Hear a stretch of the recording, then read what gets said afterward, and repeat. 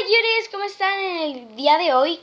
Yo me llamo Belén, para los que no me conocen, y bueno, como vieron abajo en el título dice mi colección de slime, bueno, yo tengo 10 slime, no, sí, 10 slime y se los voy a mostrar y comencemos.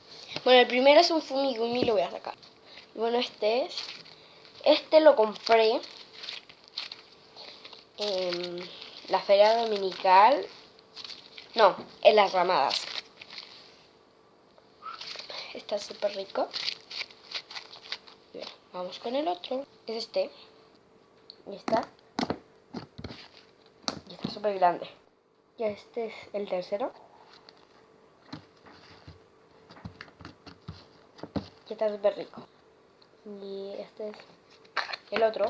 Uy, uy, uy, uy. Sí, está medio seguido.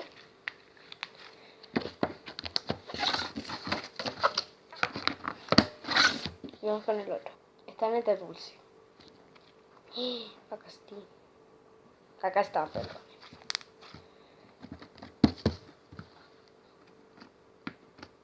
Me encanta.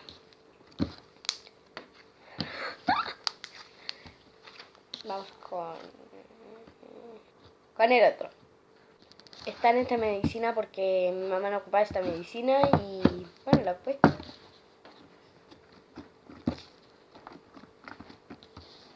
Está súper rico.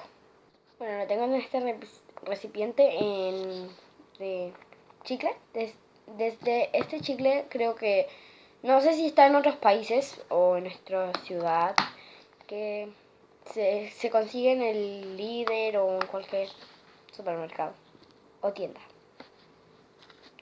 Es de Fumigumi.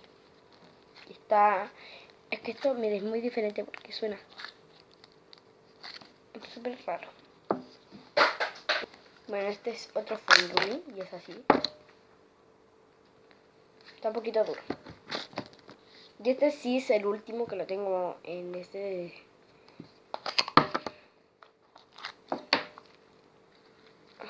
Este tiene pelotita así. Y me encanta. Y bueno, chao, ojalá es que le haya gustado este video.